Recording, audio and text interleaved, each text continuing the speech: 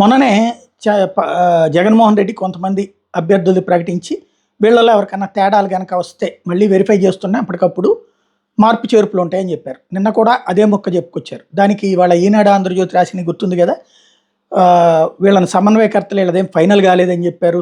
వాళ్ళు భయంతో వణుకుతున్నారు, జగన్ అంత నియంతృత్వం అని. ఇప్పుడు చంద్రబాబు చేశారు కదా, ఇది శృంగారం అయిపోతుంది. అభ్యర్థుల పనితీరు మీద ప్రతివారం సర్వే చేస్తాను, వీళ్ళ పనితీరు కనుక సక్రమంగా లేకపోతే, అంటే ప్రజల్లోకి వెళ్ళలేకపోయినా లేకపోతే కనుక పర్ఫెక్ట్గా ప్లానింగ్ లేకపోయినా వాళ్ళని మార్చేస్తానని స్వయంగా చంద్రబాబు గారు ప్రకటించారు. ఈవేళ అభ్యర్థులు ఖచ్చితంగా జనంలో ఉండాలా, పార్టీని బాగా తీసుకెళ్లాలి, పార్టీని గెలిపించి వస్తారు అనేటువంటి నమ్మకం కలిగించాలా, పార్టీ సిద్ధాంతాన్ని పార్టీకి సంబంధించిన సూపర్ 6 జనంలోకి తీసుకెళ్ళి అక్కడ పూర్తి స్థాయి ఎఫర్ట్ పెట్టాలా. ఏమాత్రం తేడా వచ్చినా సరే వాళ్ళని పార్టీ నుండి వాళ్ళకి టికెట్ మార్చేస్తానని ప్రకటించారు. ఇప్పుడు చంద్రబాబు మాట్లాడారు కాబట్టి ఇది శృంగారం అవుతుంది. జగన్ మాట్లాడితే వ్యభిచారం అవుతుంది, చంద్రబాబు మాట్లాడితే శృంగారం అవుతుంది. అది సహజం అనమాట.